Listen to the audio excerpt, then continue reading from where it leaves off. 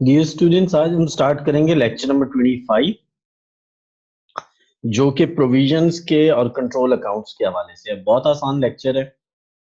मैंने ऑलरेडी आपको बताया था कि बैलेंस शीट में डेटर्स मौजूद होते हैं। हम डेटर्स में से बैड डेट्स को माइनस करेंगे, जो बैलेंस बचेगा उस पे हम प्रोविजन देंगे। जो बैलेंस बचेगा उस पे हम क्या ले लेंगे? प्रोविजन ले लेंगे। ठीक हो गया जी। मसलन हमारे पास डेटर्स हैं 25,000 के। ठीक हो गया जी। तो इसमें हम बैड डेट्स, ये क्वेश्चन में गिवन होंगे 5,000 के। तो बैलेंस कितना बच गया जी? बैलेंस हमारे पास बच गया 20,000 का। और इसका अगर हम 5% लें, 5% प्रोविजन लें, तो ये बन जाएगी 1,000। अब हम आंसर कितना लिखेंगे जी? 19,000। आंसर हमारा क्या आ जाएगा? 19,000। 19,000। ठीक है स्टूडेंट। तो इस तरह हम बैलेंस शीट में डेटर्स को डील करेंगे। अच्छा, अब न्यू बैड डेट्स देखें। न्यू बैड डेट्स आपको यहां से मिल रहे हैं, ये देखिए। और ये आपको क्वेश्चन में गिवन होंगे। ओल्ड बैड डेट्स, ये भी क्वेश्चन में गिवन होंगे। इन दोनों को आप ऐड कर 7,000।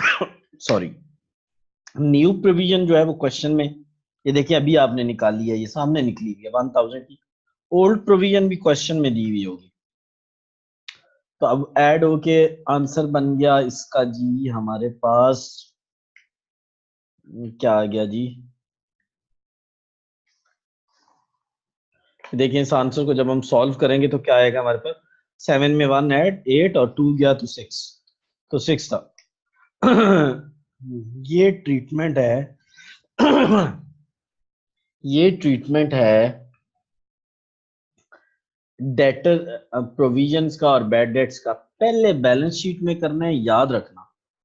डेटर्स में से न्यू बैड डेट्स माइनस और न्यू प्रोविजन माइनस। कैसे पता लगेगी न्यू है? उसे लिखा होगा, उसके साथ मेंशन होगा न्यू का वर्ड। ठीक है। और ओल्ड बैड डेट्स ये नॉर्मली एडजस्टमेंट्स में होती हैं। एक ट्रिक बता रहा हूँ, ये नॉर्मली एडजस्टमेंट में होती हैं और ओल्ड जो होते हैं वो trial bad. New bad debts old bad debts दोनों ऐड, टोटल बैड डेट्स बन गए। और इसमें से हमने न्यू प्रोविजन ऐड और ओल्ड प्रोविजन माइनस करके 6,000 आंसर। ये तरीका मैंने अब आपको बता दिया है। यही तरीका है, स्टैंडर्ड तरीका है। इससे आसान तरीका कोई नहीं है। बुक को फॉलो ना करना बहुत मुश्किल लिखा हुआ है। चलें जी, अब आ जाएं जी। Debit account is charge against profit and loss. यानी ये देखें ना, ये सारा डेबिट, ये सारा कुछ डेबिट अकाउंट में ही हो रहा है। ये सारा कुछ कहाँ हो रहा है? डेबिट अकाउंट में ही हो रहा है। ठीक हो गया। तो ये प्रॉफिट एंड लॉस में लिखेंगे। और यही चीज, ये जो प्रोविजंस हैं इनको हम डेटर्स में से क्या करेंगे? माइनस करेंगे। ये देखें, ये डेटर से माइनस हुई पड़ी है ना यार। ठीक हो गया। अच्छा, उसके बाद आप क्या करेंगे कि आपके, जब भी आपने प्रोविजन, ये बस ये चीज देखने वाली है। जब भी आपने प्रोविजन क्या करनी है? कम करनी है, तो प्रोविजन को, प्रॉफिट एंड लॉस को क्रेडिट कर देंगे। और जब भी आपने प्रोविजन को इंक्रीज करना है, तो प्रोविजन, ये मेन चीज है, प्रोविजन फॉर बैड डेट्स को डेबिट कर दें अगर इंक्रीज करना है, और अगर कम करना है तो क्रेडिट कर दें। एग्जाम्पल एक ये दी हुई है, इस एग्जाम्पल को करने की कोई जरूरत नहीं, सिवाय कंफ्यूजन के इसने कुछ नहीं देना आपको। समझ आ गई? और ये देखें, इसको भी जैसे मैंने जो तरीका आपको बताया, आपने डेटर्स को वैसे ही डील कर। ठीक हो गया। अब कोई एग्जाम्पल अगर यहाँ इसने को अच्छी दी होती तो मैं आपको जरूर समझाता। जस्ट कंफ्यूज, बल्कि यहाँ पे ये देख लेते हैं। ये देखें, ये डेटर्स हैं कितने के? 62,000 के। यहाँ पे क्या लिख लेना है? 62,000। उसके अलावा during the bad debts, bad debts कितने के हैं? वो कह रहा है जी बैड डेट्स हैं 54,000 के। यहाँ 5,400 के, यहाँ क्या लिखना है? 5,400। और जो बचेगा, यानी आपने 65 में से, 62 में से 5,400 माइनस किया, जो बचा उस पर 5% ले लें, तो वो आपकी प्रोविजन निकल आएगी। इस तरह आप इसको बैलेंस शीट में शो करेंगे। बहुत कंफ्यूजिंग तरीके से उसने दिया हुआ है। ठीक है, कोई इस तरीके से करने की जरूरत नहीं है, सिवाय कंफ्यूजन के ये कुछ नहीं देगा। सिवाय कंफ्यूजन के ये कुछ नहीं देगा हमें। ठीक हो गया है?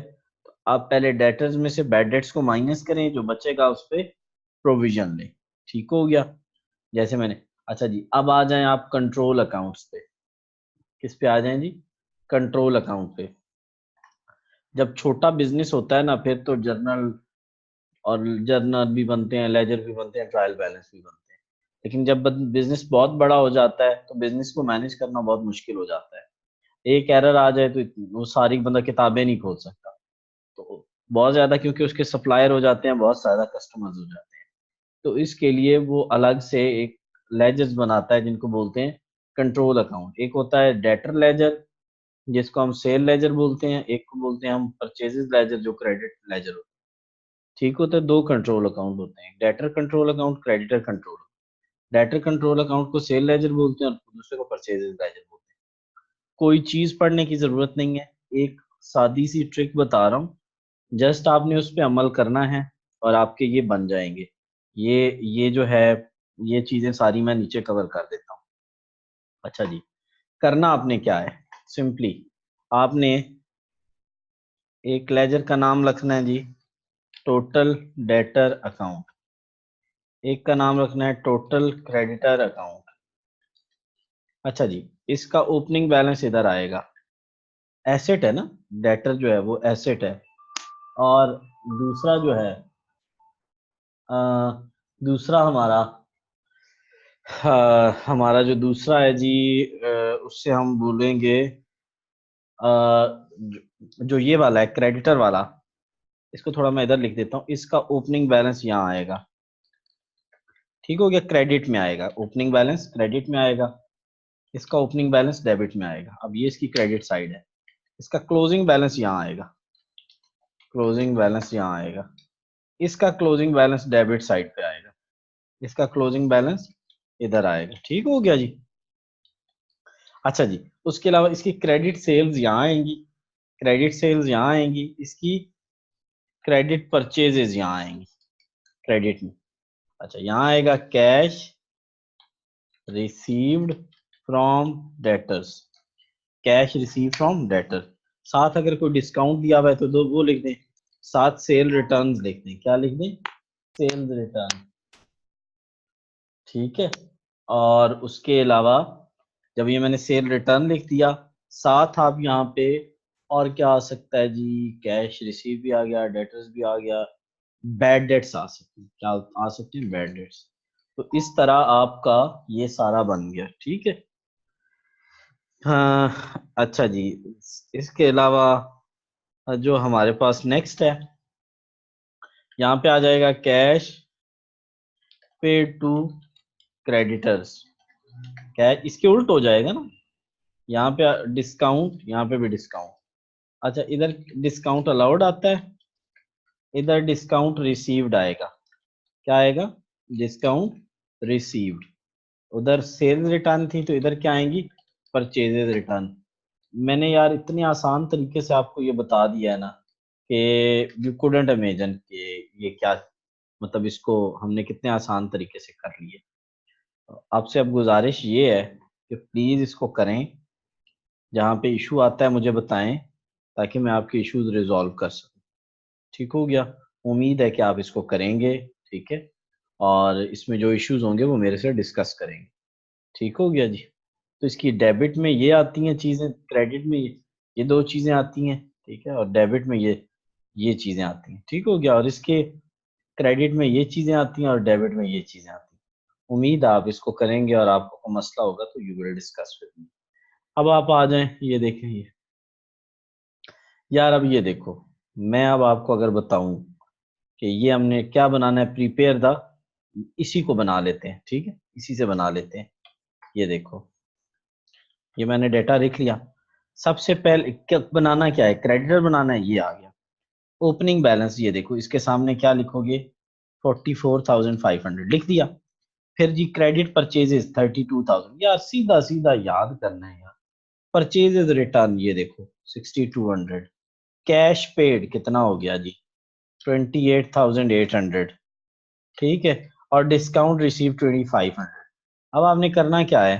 इन दोनों इन दोनों को ऐड कर लेना है, इन दोनों को ऐड कर लेना है, वही यहाँ लिख लेना है, वही यहाँ लिख लेना है, और ये जो डिफरेंस होगा ना, ये वाली चीज, ये चीज यहाँ लिख लो, इसमें से इन ऊपर वालों को माइनस कर दो, ऊपर वालों को क्या कर दो, माइनस कर, ये आपका आंसर आ जाएगा। उम्मीद है इधर भी देखते हैं, ठीक है, इधर हम अपना बैलेंस देखते हैं कि हमारे पास क्या पोजीशन बन रही है।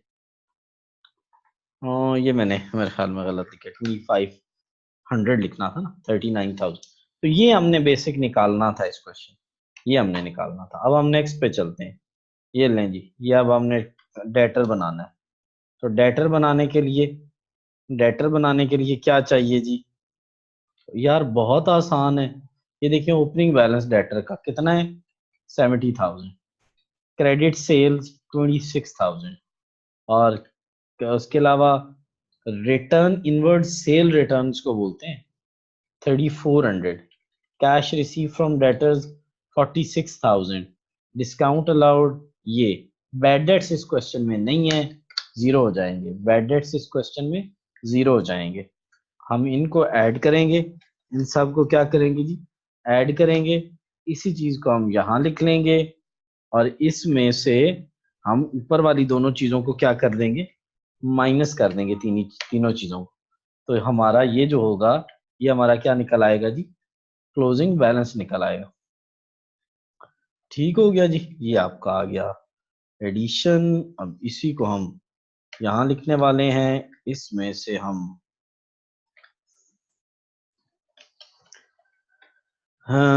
इसमें से हम इन दोनों चीजों को माइनस करने वाले हैं, और बस ये हमारा आंसर। तो आपने इन क्वेश्चन में बेसिकली क्या निकालना है, क्लोजिंग बैलेंस निकालना है। क्या निकालना है, कल इंशाल्लाह लेक्चर नंबर 26 स्टार्ट करेंगे। Thanks for watching.